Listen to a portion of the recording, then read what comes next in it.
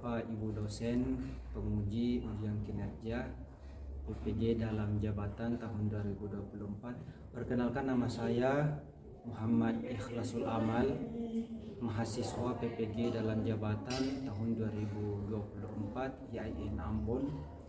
Pada kesempatan ini saya akan membuat video pembelajaran yang akan saya laksanakan di SMK Negeri 2 Pangkep, dan dimohon Bapak Ibu dosen penguji agar memberikan saran dan masukannya. Berikut videonya, silahkan menyaksikan. Seluruhnya duduk siap. Beri salam. Assalamualaikum warahmatullahi wabarakatuh. Waalaikumsalam warahmatullahi wabarakatuh. Marilah kita bersama baca sebelum belajar. Doa dimulai. Doa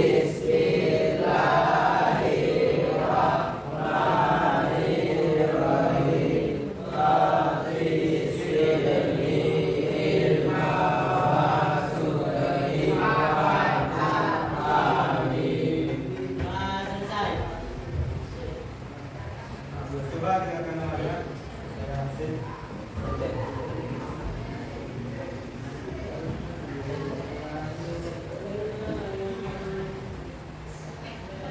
Abimanyu, Pak.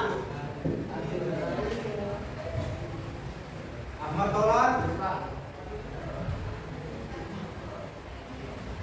Akmal, Al-Fajri. Oke, kalau sudah jelasin coba diperhatikan. Ketika dia semangat duduk seperti biasa. Perhatian. Perhatian. Kalau saya katakan selamat pagi, kamu jawab pagi. Luar biasa. Harus penuh dengan semangat. Selamat pagi. Sekali lagi selamat pagi. Oke, terima kasih. Coba diperhatikan. Kita belajar hari ini adalah pendidikan agama Islam. Jadi ada materi di sini, menjalani hidup penuh manfaat dengan tiga sifat hidup berpoya-poya. Kemarin kita sudah membahas itu masalah cabang iman. Ya, kemarin iman dengan ucapan, dengan niat, dengan perbuatan. Nah, sekarang kita akan membahas menjalani hidup bermakna dengan menghindari sifat hidup berpoya-poya. Jadi sekali saya ulang bahwa pelajaran agama yang kita pelajari itu adalah pelajaran yang paling berpengaruh dalam kehidupan. Kalau kita bandingkan dengan pelajaran yang lain, pertanyaannya kenapa? Karena pelajaran agama itu sebagai retail. Pelajaran agama itu sebagai pengarah. Supaya ilmu yang kamu miliki itu terarah dengan baik, maka harus ada pengarahnya. Apa pengarahnya? Pelajaran apa? Pelajaran pendidikan agama Islam. Salah satu contohnya adalah kita pelajari di pendidikan agama Islam bagaimana menghindari hidup atau sifat yang namanya berpoya-poya. Berpoya-poya, bermegah-megahan, menghambur-hamburkan uang. Nah, itu yang akan kita pelajari. Nah, di sini ada beberapa, coba perhatikan, ada beberapa tujuan yang akan kita capai. Jadi melalui metode ceramah, diskusi, kalian sebagai peserta didik mampu menganalisis pengertian dalil serta contoh perilaku berpoya-poya. Kemudian yang kedua, peserta didik dapat atau mampu menganalisis manfaat dan cara menghindari perilaku berpoya-poya. Coba perhatikan, di sini ada pertanyaan tematik. Pertanyaan tematik itu bagaimana rasa ingin tahu kamu itu tumbuh dengan adanya pertanyaan tematik. Nah, coba saya mau bertanya dulu. Mungkin ada di antara kalian yang tahu atau sering mendengarkan apa itu hidup berpoya-poya, sifat berpoya-poya. Nah, coba kita dari sini apa dulu? menghambur-hamburkan uang. Kalau di sini apa? Memboros. Boros apa? Tujuh Pak. Nah, di sini apa? Apa itu berkoyak-koyak? Menghambur-hamburkan harta. Yang di belakang? Termasuk juga contohnya itu nih. Nah, judi termasuk menghambur-hamburkan harta kita. Itu termasuk judi yang lain. Lalu di sini sering judi online tidak ada nih. Tidak ada di sini. Salah? Tidak ada nih. Nah, kalau kamu sering berjudi online berarti kamu hidup berkoyak-koyak, itu tidak baik. Jadi ya, kemudian coba diperhatikan. Saya jelaskan sedikit. Menjalani hidup penuh manfaat dengan menghindari koyak-koyak. Nah, di sini ada keterangannya, hidup penuh manfaat bagi kita untuk bijaksana dalam menggunakan harta dan waktu. Jadi berkoyak-koyak itu bukan hanya sekedar harta, menghambur-hamburkan harta, tapi memanfaatkan waktu yang tidak baik. Nah, kamu gunakan waktumu pada hal-hal yang tidak baik, itu termasuk menghambur-hamburkan atau berkoyak-koyak dalam kategori waktu. Makanya kalian ini dalam proses pembelajaran memanfaatkanlah waktu sebaik-baiknya. Makanya ada yang pernah saya lihat itu di TikTok, yakin dan percaya. Coba perhatian dulu, perhatian. Yakin dan percaya kalian itu punya cita-cita, punya harapan, punya impian. Pasti kalian punya harapan, punya impian. Mungkin ada yang menjadi guru, mau jadi polisi, mau jadi tentara, mau membahagiakan orang tuanya. Ada impianmu, ada cita-citamu. Karena ada impian, ada cita-citamu, mumpung kamu masih punya kekuatan, mumpung kamu masih kuat-kuatnya, masih semangat-semangatnya, manfaatkanlah waktu sebaik-baiknya untuk mengejar impianmu itu, mengejar mimpimu, mengejar cita-citamu. Karena ketika tubuhmu itu sudah tidak semangat lagi, sudah bermalas-malasan, itu bisa kamu nikmati tanpa adanya penyesalan. Kenapa bisa kamu nikmati tanpa adanya penyesalan? Karena waktumu, tubuhmu masih semangat, kamu fokus untuk mengejarkan cita-citamu. Dan ketika kamu tua, kamu duduk pegang-pegang kaki, mungkin sambil menikmati kopi, tapi gaji tetap berjalan. Gajimu tetap berjalan karena kamu sudah sukses, kamu manfaatkan waktumu dengan baik.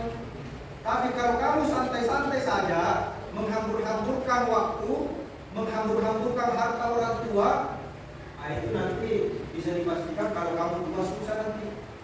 Orang sudah santai-santai menikmati kekayaan, kamu masih setengah mati mencari pekerjaan, mencari uang. Makanya ini bagaimana kalian menggunakan bijaksana, menggunakan harta dan waktu hidup sederhana dapat membantu kita fokus pada hal-hal yang benar, penting dan memaksimalkan potensi diri. Ini yang dimaksud dengan bagaimana kita menghindari sikap dan namanya koyak-koyak, hidup santai, keluar dari zona nyaman. Ini ada ilustrasinya. Apa pengertiannya? Nah, di sini ada pengertiannya.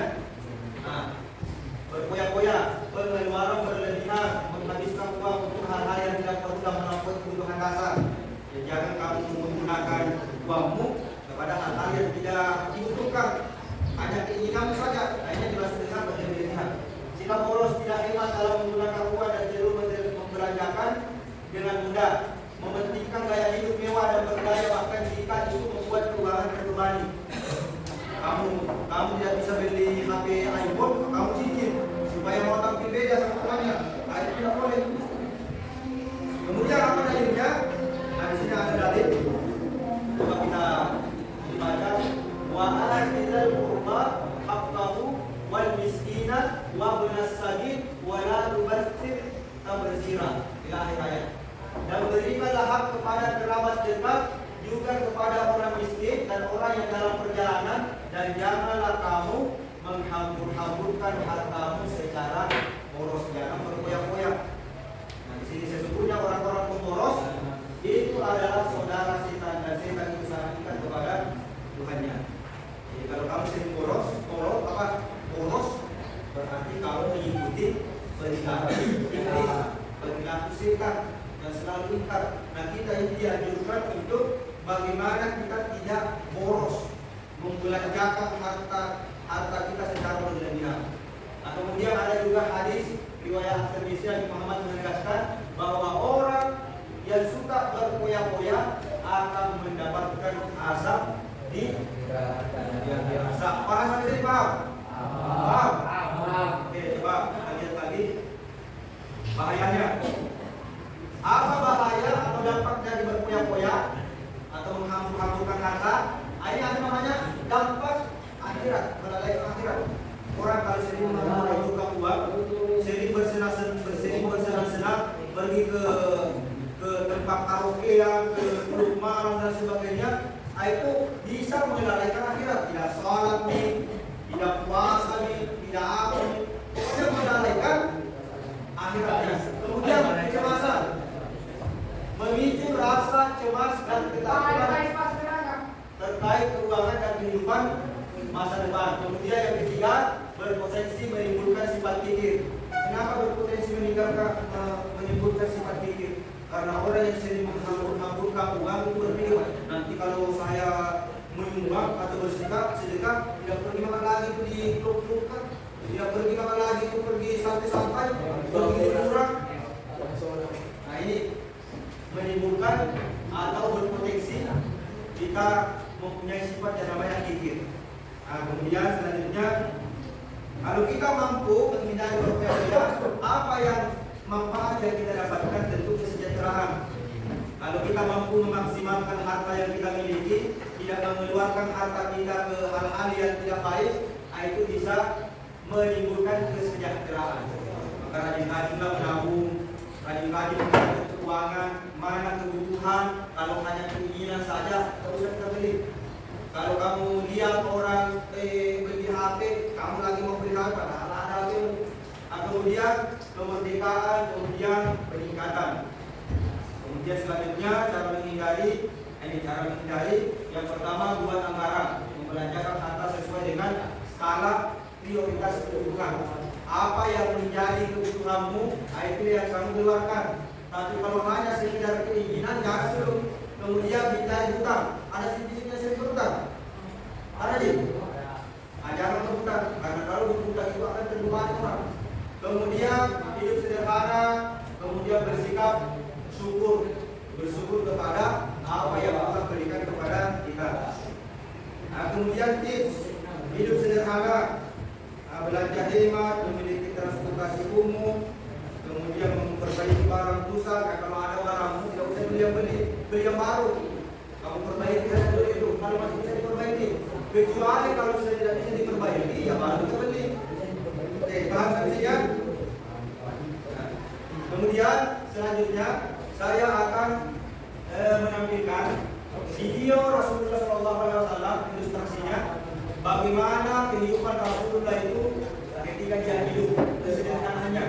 Kemudian tugasmu, coba karena berkelompok, karena kita bagi kelompok 1, kelompok 2, 3, 4. Kamu sebentar tulis pesan-pesan apa yang terdapat di dalam video tersebut. Paham ya?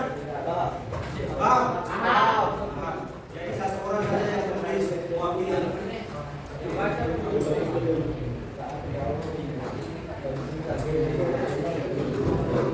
Bismillahirrahmanirrahim.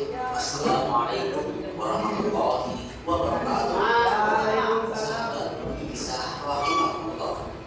Di kesempatan kali ini saya akan berkisah tentang potret kesederhanaan Rasulullah SAW yang membuat kita menangis. Ada catat? Beliau mengatakan, ketika Nabi Muhammad SAW sedang bersama para sahabatnya, datanglah seorang laki-laki sambil menunggang unta. Lalu ia memikirkan bertanya di masjid. Kemudian mengingatnya, ia bertanya, siapakah di antara kalian yang bernama Muhammad? Hadis riwayat Bukhari dan Muslim.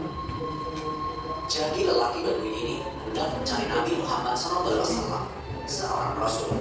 Namun dia melihat tidak ada orang yang penampilannya mencolok atau beda sendiri, sehingga dia perlu untuk bertanya. Ini menunjukkan akan untuk memenuhi kebutuhan pokok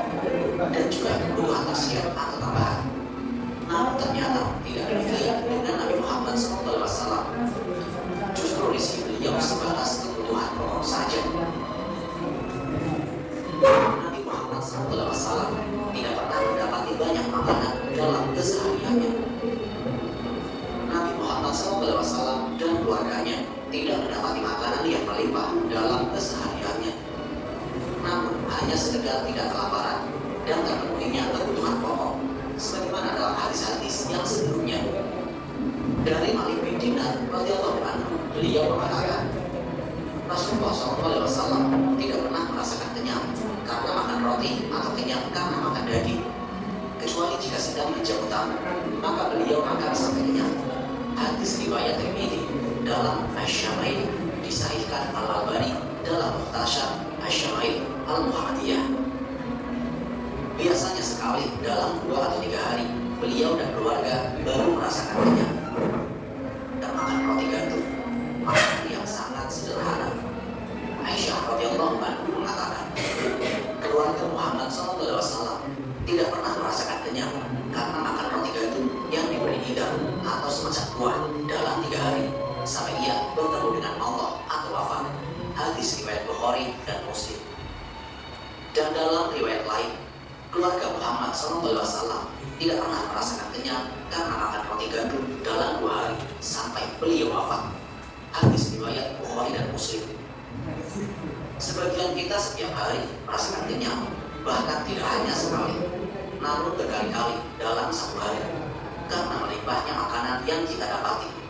Namun sangat sederhananya kehidupan Nabi Muhammad SAW, sampai-sampai hanya merasakan kenyang hanya sekali dalam 2 hari atau 3 hari.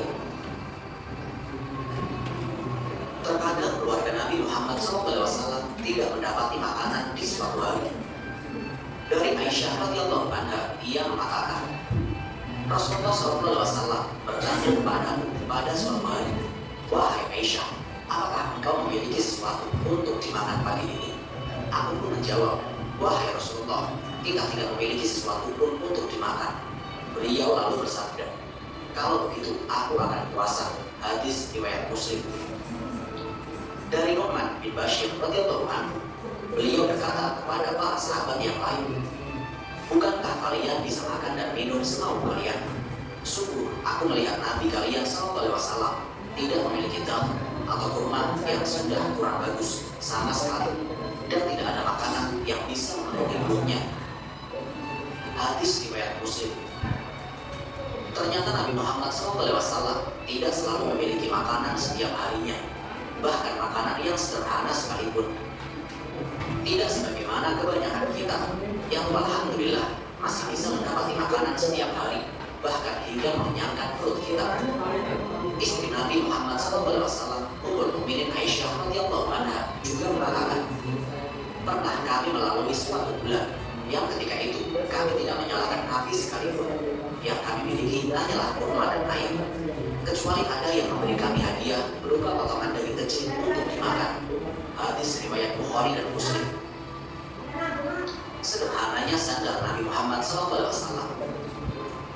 Sandal Nabi Muhammad SAW bukanlah sandal para raja dan kaisar, namun sekedar sandal jepit biasa yang terbuat dari kulit. Dari Anas bin Malik radhiyallahu anhu, beliau mengatakan, sandal Nabi Muhammad SAW memiliki 2 tali ikatan. Hadis riwayat Bukhari. Dalam riwayat lain, suatu hari Anas bin Malik keluar rumah menemui kami. Ia memakai sandal kulit yang tidak berbulu dan terdapat. Perhatian. Ya. Perhatian. Ya. Jadi tadi gambaran kehidupan atau kesederhanaan Rasulullah SAW. Nah sekarang tugasmu berkelompok, kamu apalagi namanya catat pesan-pesan apa yang ada di dalam video tersebut yang berkaitan dengan tema kita, yakni menghindari hidup berpoya. Ya, silakan dikerjakan kelompok 1, 2, 3, 4. Silakan. Pakai kertas lembar saja dulu. Pakai kertas lembar. Satu orang saja menulis, tapi kerjasama. Cari informasi. Ini kelompok 1 ya.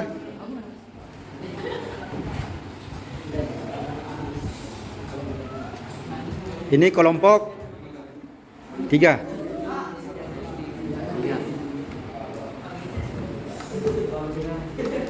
Ini kelompok berapa ini?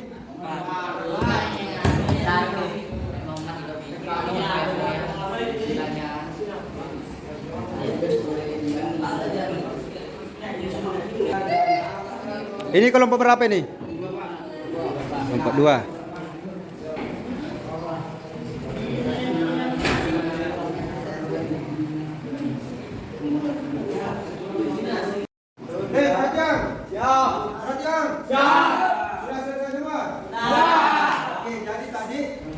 apa pesan-pesan moral atau yang dapat kamu petik dari kisahnya atau kesederhanaannya Nabi Muhammad SAW? Dari kelompok 1, apa kira-kira? Kira-kira suara. Apabila tersebut Nabi Muhammad SAW menghindari hidup berpoya-poya dan memiliki. Oke, ini kelompok 1. Kemudian kelompok 3 saja dulu. Nabi Muhammad SAW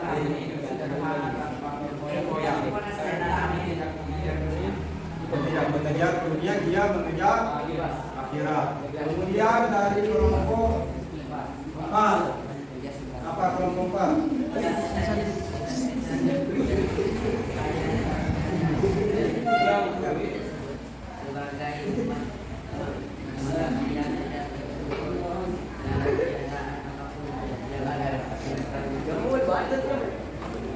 Kita sebagai manusia, pesannya tadi dari kelompok 4, yaitu kita sebagai manusia harus senantiasa bersyukur terhadap apa yang kita miliki atau dapatkan. Kemudian dari kelompok 2, kelompok 2.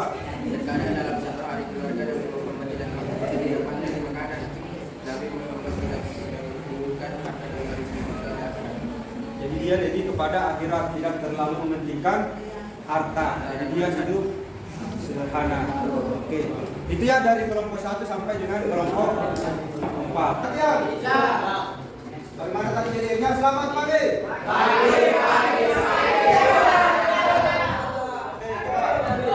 Coba perhatikan dulu. Sekarang kamu analisis di kehidupan sehari-harimu atau di lingkungan sekitar, kira-kira hidup poya-poya atau contoh hidup poya-poya itu seperti apa? Kamu cari hidup poya-poya itu seperti apa? Kamu cari, kemudian kamu cari apa yang menjadi penyebabnya. Nah, jadi dari kelompok lagi, kelompok 1, 2, 3, 4. Caranya seperti apa? Menggunakan aplikasi Canva. Kemudian sebentar juga dipresentasikan kayak tadi. Oke, paham nggak? Paham? Paham ini? Berkelompok saja dulu. Jadi di kantor kamu kerja, contoh-contoh perilaku berpoya-poya dan apa penyebabnya. Tidak usah terlalu banyak, 3 saja. Kemudian apa penyebabnya? Kamu cari di Canva atau kerjakan di Canva. Setelah kamu kerjakan di Canva, kamu kirim dia saya. Perwakilan saya. Setiap kelompok. Kalau sudah selesai, kamu kirim di grup atau di WA saya. Oke, paham ya, Pak?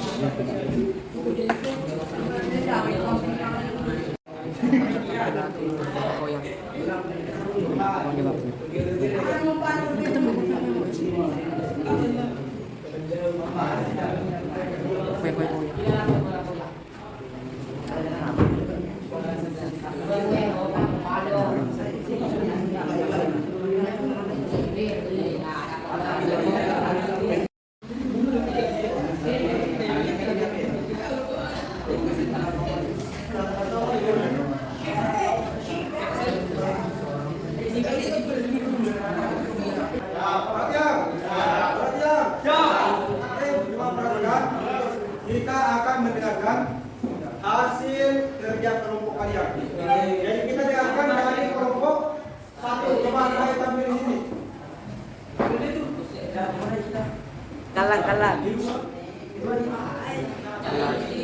Ini baiknya ya. Baik.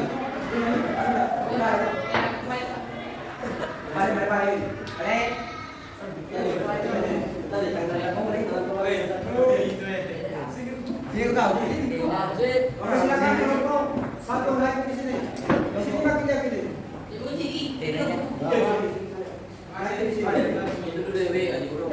Masuk.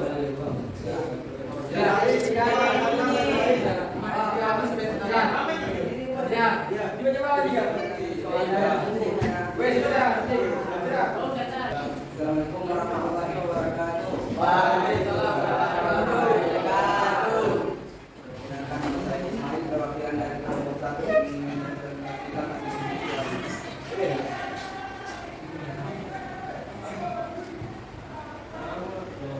Oke, langsung saja. Singkat saja. Contoh hidup berfoya-foya adalah gaya hidup di mana seseorang menghabiskan meluangkan waktu secara berlebihan untuk hal-hal yang kurang penting atau tidak esensial. Biasanya yang sebenarnya semata.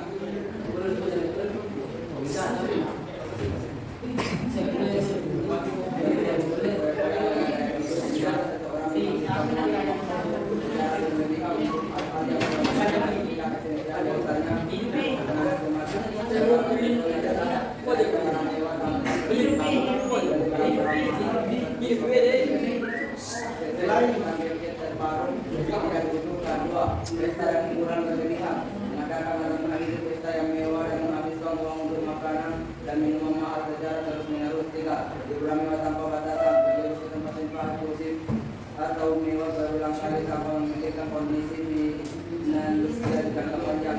4. Hobi mahal, hobi atau aktivitas yang sangat mahal seperti koleksi barang-barang antik, kendaraan mewah atau pemain musik tanpa mempertimbangkan akibat finansialnya. 5. Gaya hidup tidak mau terus-menerus memperlihatkan kekayaan dengan cara berpergian menggunakan kendaraan mewah, tinggal di hotel bintang 5 atau makan di restoran mahal. Hidup berfoya-foya seringkali berdampak negatif terhadap kondisi keuangan juga dapat menyebabkan masalah dalam hubungan sosial. Itulah hasil presentasi dari kelompok kami. Sekian dan terima kasih. Assalamualaikum warahmatullahi wabarakatuh. Kelompok 1. Sekarang kelompok 4 mempresentasikan hasil kerja kelompoknya.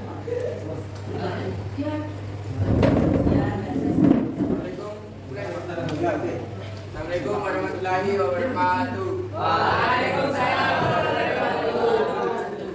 Kenalkan, nama saya Muhammad Fairuz. Saya perwakilan dari kelompok 4. Kebetulannya saya di sini untuk menjelaskan apa itu perilaku berfoya-foya dan apa penyebabnya. 1.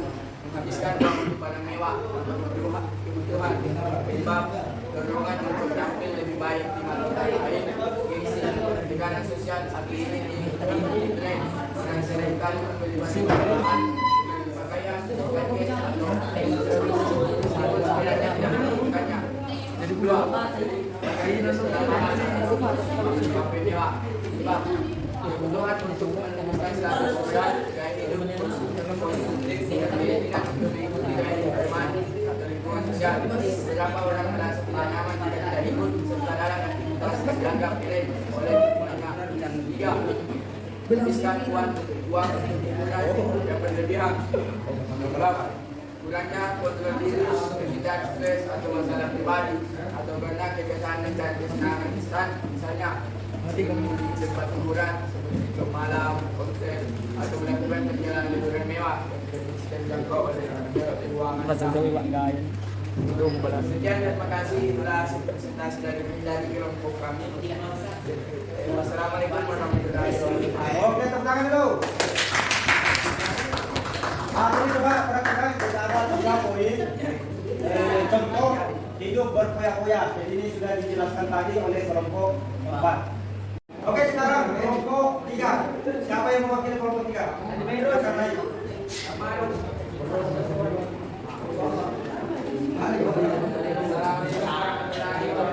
Waalaikumsalam.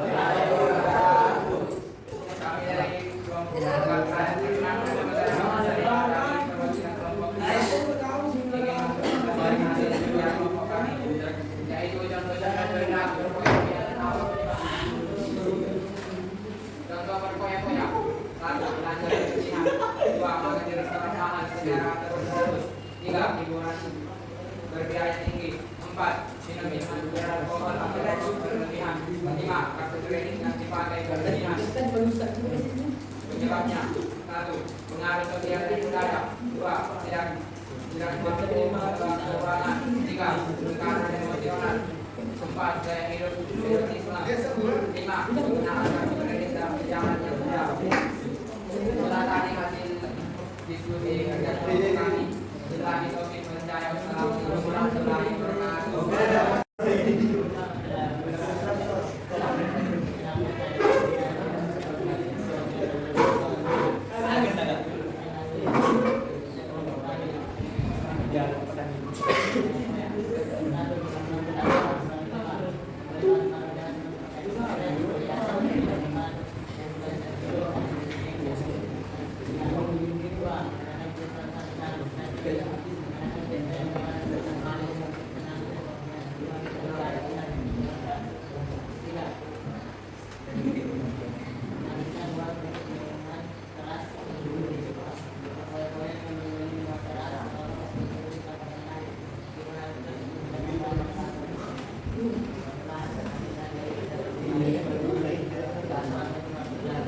Waalaikumsalam warahmatullahi wabarakatuh.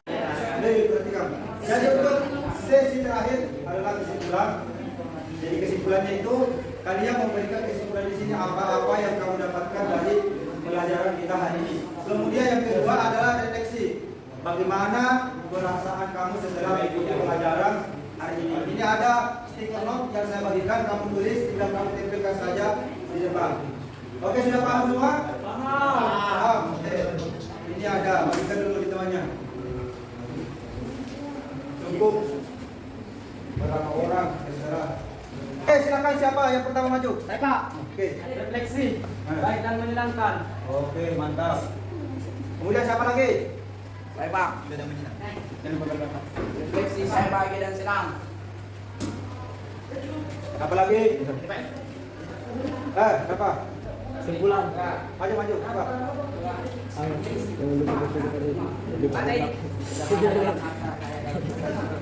Sederhana dalam harta, kaya dalam rasa syukur. Bagus sekali kata-katanya.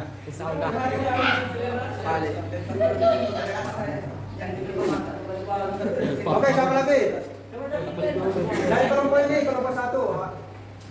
Setiap kelompok ada perwakilan. Apa lagi? Coba. Kesimpulan. Cepat. Hiduplah dengan sederhana dan jangan mengejar dunia. Oke, ini sederhana, jangan mengejar dunia. Hiduplah seadanya dan jangan lupa bersyukur. Hidup seadanya dan jangan lupa bersyukur. Dan kesimpulan. Oke, siapa lagi? Saya Pak, kesimpulan.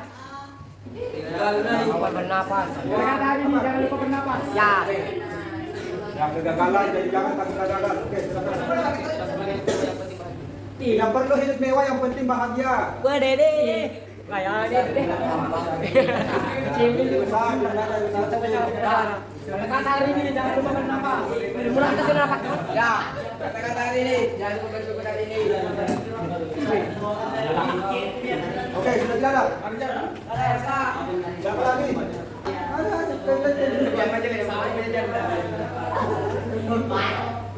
Apa itu kata-katanya? Oke, siapa lagi? Kita. Apa bacanya? Cepat terwujud tapi malas untuk bersujud. Balik.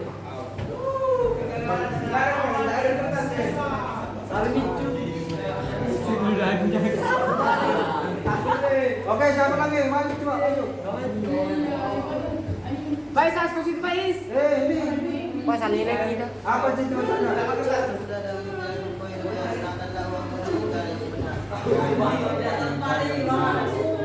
Baik ni kau eh. Lepas ada ini.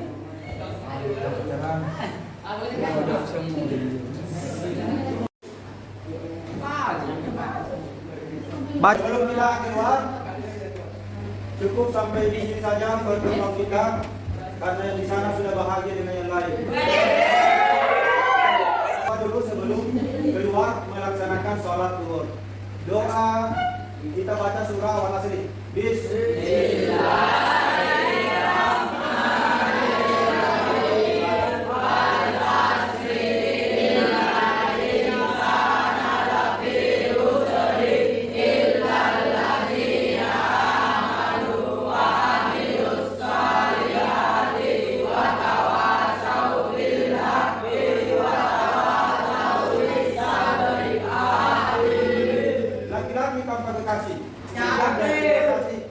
Assalamualaikum warahmatullahi wabarakatuh.